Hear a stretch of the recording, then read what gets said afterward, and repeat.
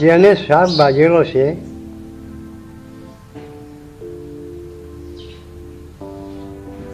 તેને આપણે નયણી કરવા માટે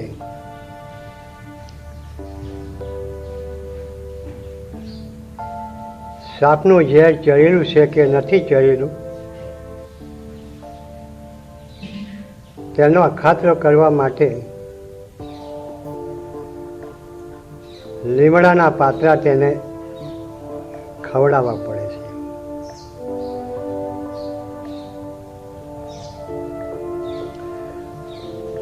જો સાપનું ઝેર તેને ચડ્યું હોય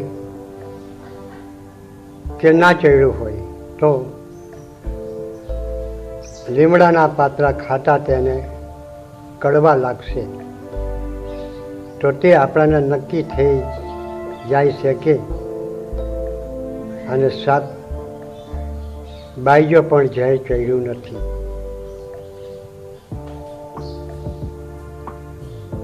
અને લીમડાના પાત્રા ખાતા મીઠા જો લાગતા હોય તો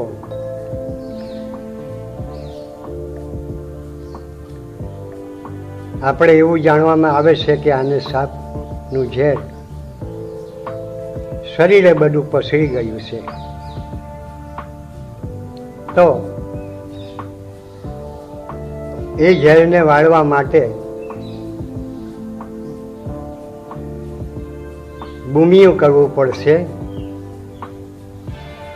નગારું ઠોકવું પડશે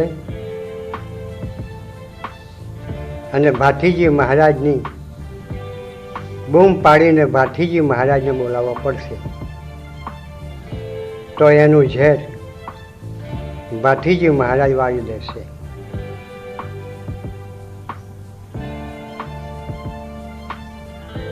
તેમજ સંસાર રૂપી સાપ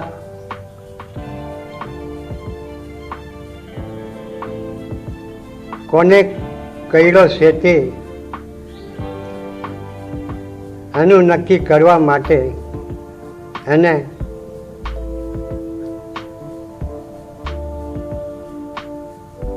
સંસાર રૂપી લીમડાના પાત્રા તેને ખવડાવી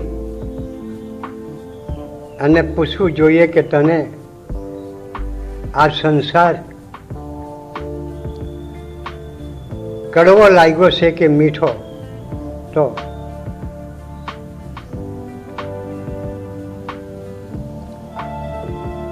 જો કડવો કહેશે તો આપણે એવું માનવું આવે છે કે સંસાર રૂપી સાપ આને બાઈજો ખડો પણ ઝેર એનું પસળી ગયું નથી. અને જો કદાચ તેને આપણે પૂછીએ કે ભાઈ આ સંસાર તને મીઠો લાગે છે, તો તે એમ કહેશે કે હા મને મીઠો લાગે છે, તો તેને સંસાર રૂપી સાપ બાજેલો તેનું ઝેર શરીરે પસળી ગયું છે. તો આના માટે આ ઝેરને વાળવા માટે કોઈ સાચા સંતને તેડાવવા પડશે.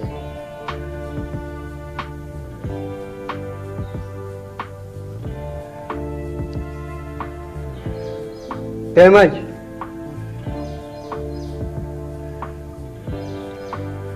મરેલો કોણ છે ને જીવતો કોણ છે એને નિર્ણય કરવા માટે આપણે તેનો અખાતરો કરવો જોઈએ કે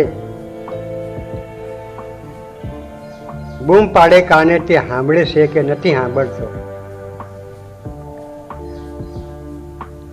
આંખના પલકારા તેના પડે છે કે નથી પડતા, આંખ જોવે છે કે નથી જોતી, નાકે શ્વાસ લે છે કે નથી લેતો, મોડે બોલે છે કે નથી બોલતો. તેમજ હાથ પગ હલે છે કે નથી હલતા, નાડીઓ બધી ચાલુ છે કે નથી ચાલતી, સાટી ધબકતી છે કે નથી ધબકતી. જો કાને જવાબ આપતો હોય, આંખના પલકારા પડતા હોય, આંખ જોતી હોય, નાકે શ્વાસ ચાલતો હોય, મોડું બોલતું હોય, હાથ પગ હલતા હોય, નાડી ચાલતી હોય, સાટી ધબકતી હોય, તો એ જીવતો છે. અને જવાબ ના દેતો હોય, આંખના પલકારા ના પડતા હોય, આંખ ના જોતી હોય, નાકે શ્વાસ ના ચાલતો હોય, મોઢે ના બોલતો હોય, હાથ પગ ના હલતા હોય, નાડી ચાલતી ના હોય, સાટી ધબકતી ના હોય, તો એને મરી ગયેલો માનવામાં આવે છે.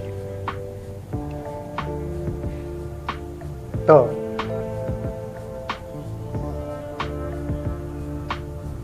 મરેલાને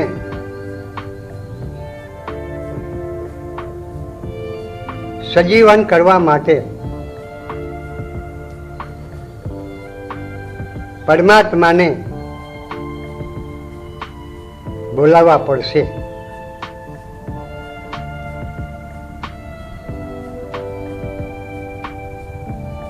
જેમ કે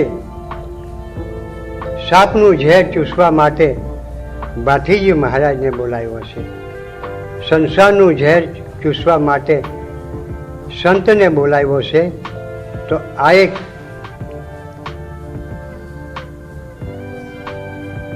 મરેલા માણસને સજીવન કરવા માટે ઈશ્વરને બોલાવવો પડે છે. તો ઈશ્વર આવીને આ મરેલા માણસને સજીવન કરશે અને તેનું ફરી ફરી આ સંસારમાં મૃત્યુ થતું નથી.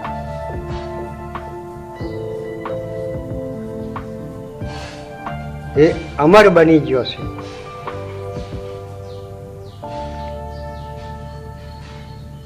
અને જે જીવતો છે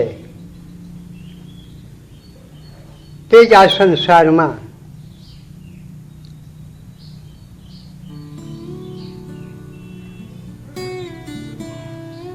અમુક અવતારો લઈને કષ્ટ દુઃખ ભોગવતો છે. અને જે મરેલો અમર થઈ ગયો છે સજીવન, તે માત પિતાના ગર્ભની અંદર ફરી પાછો આવતો નથી. અને તે આ સંસારમાં કોઈ પણ ક્ષણિક અવતારો લઈ શકતો નથી. તેના જન્મ બંધન ફેરાવો માફ થઈ જશે. કારણ કે કુદરતના હાથે જો મરેલો સજીવન થયો તો એ આત્મા પરમાત્મામાં લીન થઈ જશે.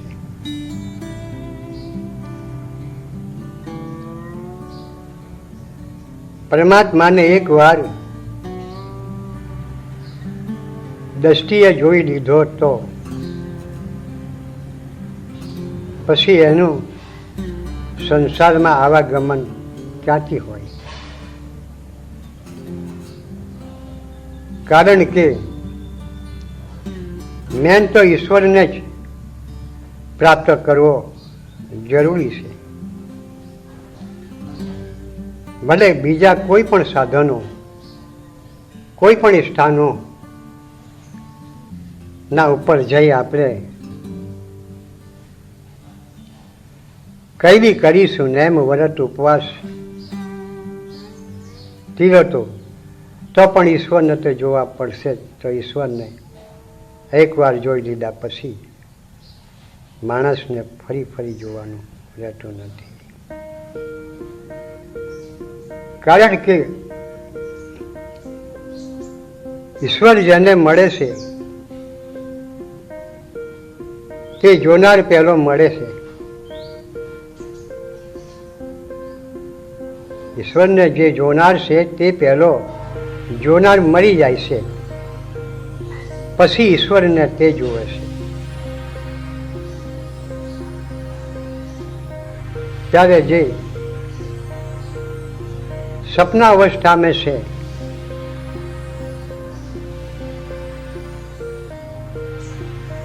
તે એને સપનું પરિબ્રહ્મ બતાવે છે. સપનું તેને સુખ દુઃખના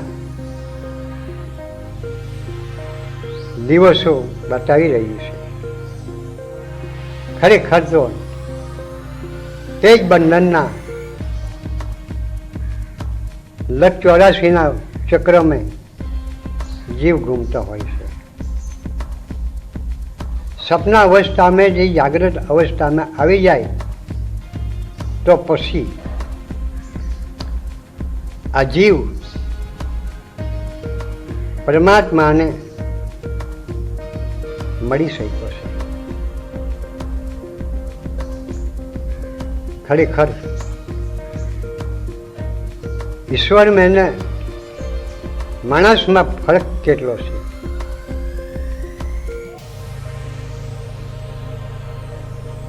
ઈશ્વર જો અહીં જન્મ લઈને આવે છે ત્યારે મનુષ્ય તન ધારણ કરે છે તો તેના મસ્તક હોય છે, તેના 2 કાન હોય છે, 2 આંખ હોય છે, 2 નાકના નસકોરા હોય છે, મોઢું હોય છે, જીભ હોય છે, દાંત હોય છે, હાથ હોય છે, પગ હોય છે, ગુંડા હોય છે, ઉપસ્થિતિ હોય છે. તો શરીર જે આપણું ને ઈશ્વરનું એક છે, પરંતુ આમાં ફરક કેટલો છે.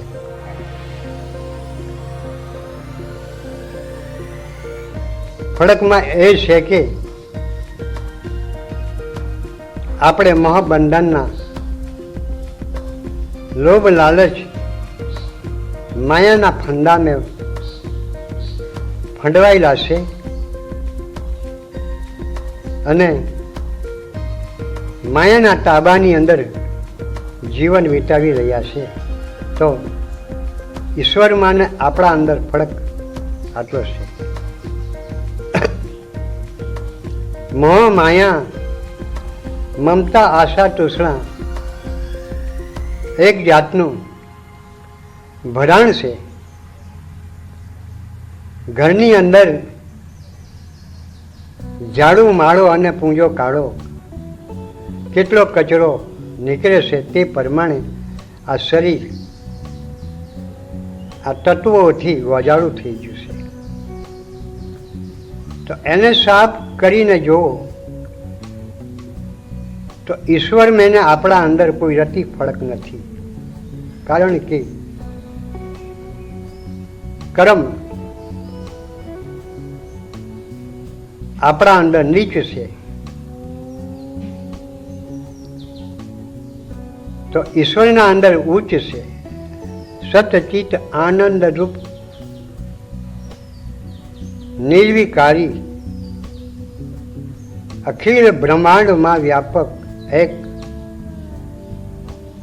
નિર્ગુણ નિરાકાર ઈશ્વર તે જ સગુણ રૂપ પ્રકટ કરી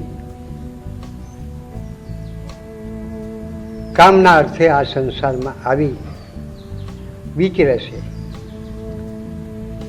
તો તે જે પૃથ્વી પર પગ મૂકે છે ત્યારે ધર્મનું કામ કરવા માટે ધર્મનું કામ કરીને તે પાછો મુખ્ય સ્થાન પર ચાલ્યો જાય છે. ભક્તો સંતોના માટે કહી બી કષ્ટ ભોગ ભોગવે તો પણ ઈશ્વરને કંઈ અસર થતી નથી. પરંતુ એક ગરીબના ખાતે ઈશ્વર પોતાના શિર પર જે કષ્ટ જે દુઃખ સહન કરી દે છે. તો આ વિધિ બહુ જ્ઞાની પુરુષોને જાણવા માટે આ ઉપદેશ રજૂ કરું છું કે સાપ જેને બાઈજો હોય તો તેને કડવો લીમડો ખવડાવવાથી ખાતરી થાય કે કડવા લીમડાના પાતરા ખાવાથી કડવા લાગશે તો માનવામાં આવે કે સાપ નથી બાઈજો. અને જો લીમડાના પાતરા ખાવાથી કડવા લીમડાના મીઠા પાતરા લાગશે તો માનવામાં આવે કે સાપનું ઝેર શરીરમાં નથી પસરેલું.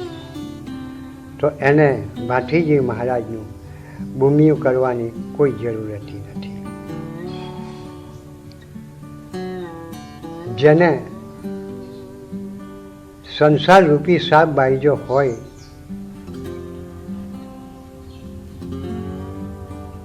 અને તેનું ઝેર જો શરીરે પસરી ગયું હોય તો તેને પૂછી જુઓ કે તમને આ સંસાર કડવો લાગે છે કે મીઠો. જો તે એમ કહે છે કે મને કડવો લાગે છે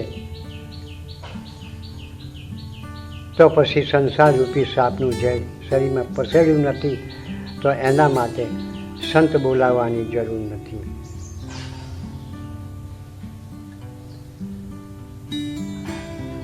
જે માણસ મરેલો છે કે જીવતો છે એનો અખાતરો આપણે કીધો છે.